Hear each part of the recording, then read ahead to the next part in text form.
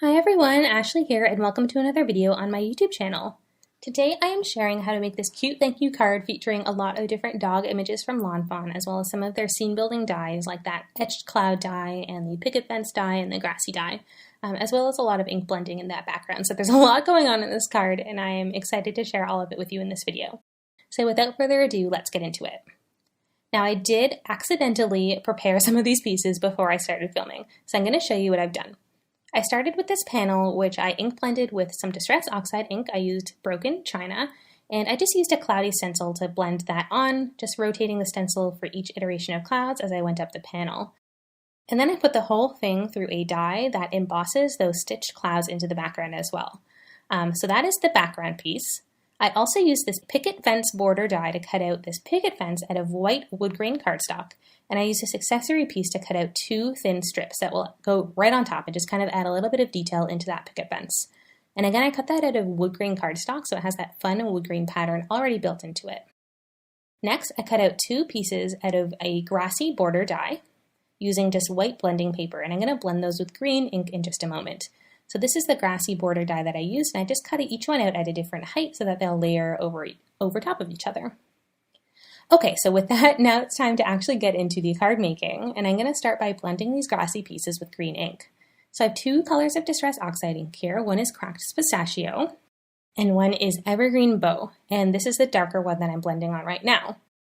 So I started by blending the Evergreen Bow onto the bottom of the piece, and then I blended it out on top with the Cracked Pistachio because that is a little bit of a lighter color. So I wanted the darker to be at the bottom and the lighter to be on top.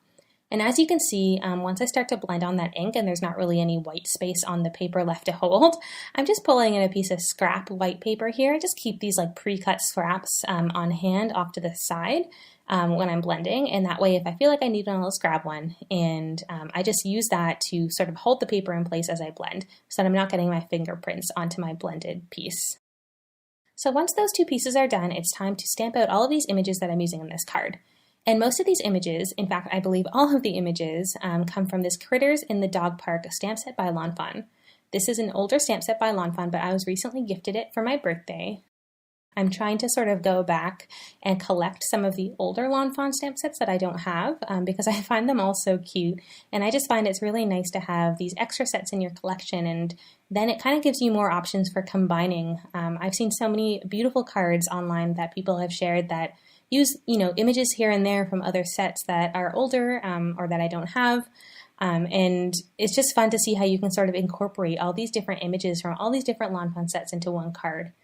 So I'll definitely be doing that in the future. For this card, I just certainly featured this Critters in the Dog Park stamp set and I focused on it. But in the future, I'll definitely use these doggies in different cards that have lots of different scenes and things like that and different animals. So I'm planning to have a lot of fun with this set.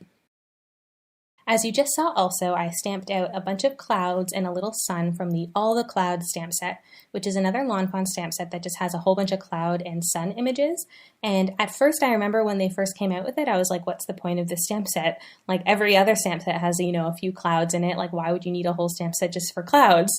But then the more I thought about it, the more I realized that it would actually come in pretty handy. And I will say that it really has.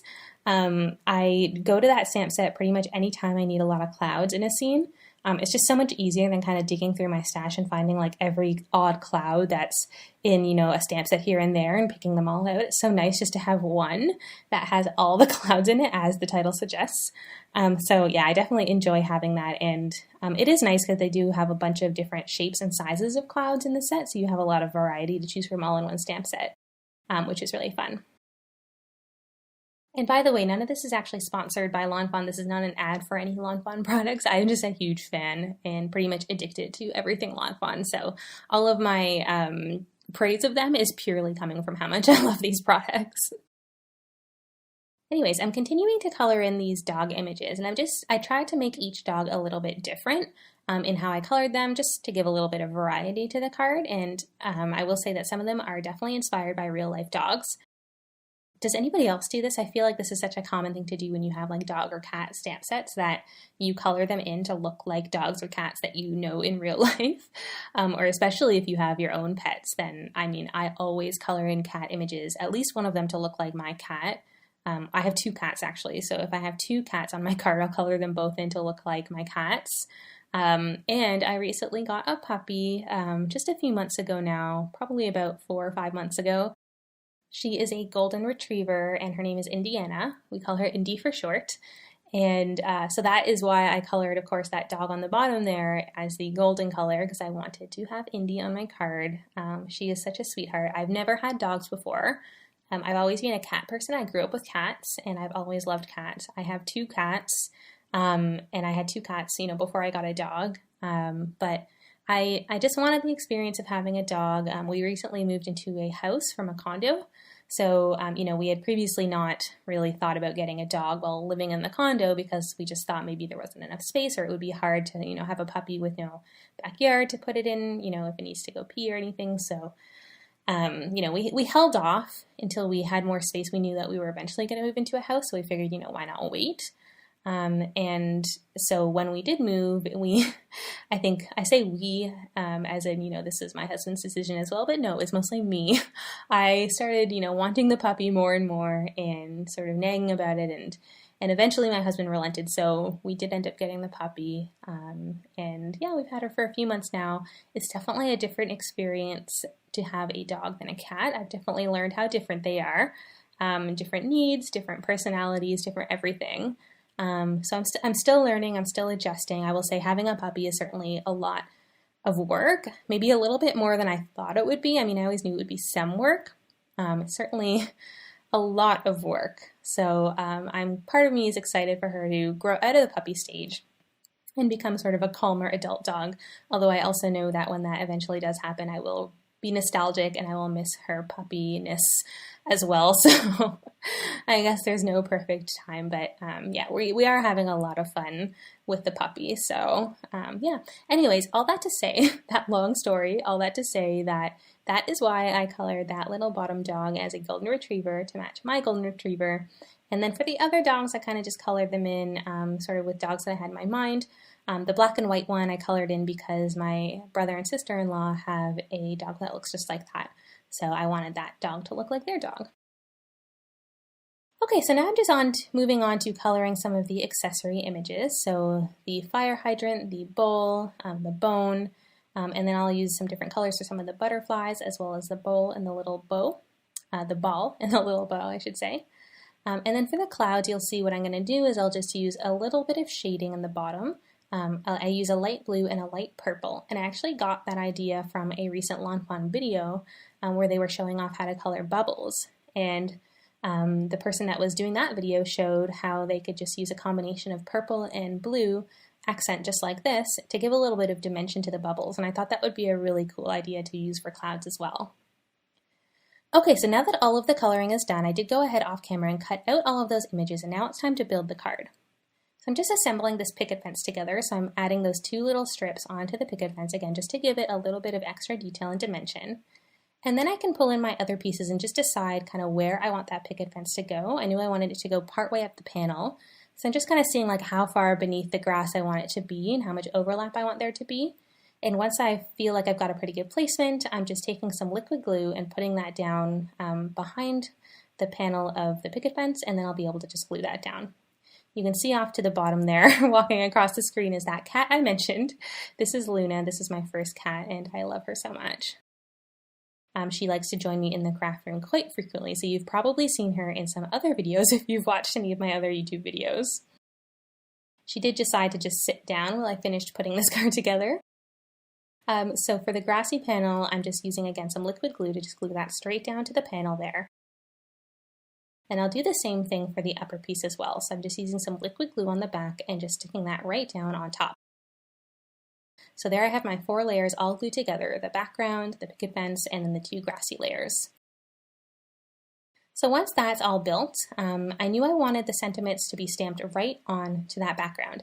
And I used this Lawn Fawn stamp set that has all these different sort of like animal sounds, I guess. They've got like meowing for cats, barking for dogs, chirping for birds, and some like swishing sounds for fish, I guess. So I pulled out a bunch of the dog ones, I think bark, woof, aroo, bow wow, and I stamped them using some sort of melony red ink. I just thought that would be a nice sort of standout color on this background, and I just stamped them right onto that background there. And I kind of wanted it to look like the dogs were making all these noises. And then at the bottom, I'm stamping out translation, thanks a lot. And I'm just using the same ink color for that as well, that same sort of melony red ink. So I just thought that was like a really cute kind of sentiment. Okay, so I've gone ahead and sort of placed all of these images onto the card where I like them and I think that they should go. And that took a little bit of time. I usually do that off camera just to kind of fiddle around. I usually take my time to fiddle around with the images, see where I want them, place them in different places and kind of get an idea for what I like and what I think looks good. And then once I've decided, I can kind of go through one by one and just adhere them all down. And for this, like I've done in many of my other videos, so if you've watched my other videos, you're probably tired of hearing me say this, but when I'm building scenes like this, I do like to use a combination of liquid glue and foam squares for all my images. So some images that I think are kind of more backgroundy images, I'll just glue right down onto the card panel with liquid glue. So that's what I did for that bowl with the bone in, and that's what I'm going to do for a bunch of the clouds in the sky. And then for other images that I think should be kind of more focal point or standout images, I'll pop them up from the card panel using some foam squares. So that's what I'm doing for this card for all of the dogs and the fire hydrant, the ball, and I believe maybe some of the butterflies. So I am just kind of going through, like I said, one by one and just adhering everything down in place as I go through. For my liquid glue, for these small delicate images, I like to use Ranger Multi-Medium Matte. And I just have this small bottle of it, which I've put a fine tip on. So a fine tip nozzle that allows sort of a thinner stream of ink to come out. And I find that's nice for these small images. So you're not fiddling around with like a big nozzle. It just comes out in a really thin stream of glue, which is really handy. So that is my favorite type of liquid glue to use for these sort of small delicate images that I'm gluing down. Okay, so once I've adhered all of the images into place, the card is almost complete. I do need to adhere the panel down onto a card base. I'm just using some Tombow Mono multi-glue for that. And I just put that all over the panel and I'm just sticking it right down. For the inside, since this is a thank you card, I wanted to stamp out a couple of thank you sentiments. So this is from the Thanks, Thanks, Thanks stamp set by Lawn Fawn, and I stamped out the big thanks. And just beneath it, I'm going to stamp out the additional sentiment that says, "You're so thoughtful," which I think is just a really nice sort of additional thing to put on there. And I'm stamping both of those in that same sort of melony red ink that I used on the front. Okay, so that is it. That is the card for today. I'm just sort of rotating it here so that you can see sort of that etching in the sky with the clouds, the wood grain on the picket fence, and there's the inside with that additional stamped sentiment. So this was so much fun to make. I hope that you enjoyed watching this video and enjoyed my rambling about pets. If you did enjoy this video, definitely make sure to check out some of my other videos or even subscribe to my channel. I do post videos quite frequently. If you liked this card, also make sure to head over to my Instagram account, which is linked down in the description box below because I post a lot more cards there as well. So I do hope to see you back here for another video, and until then, I hope you have a great day. See you next time. Bye!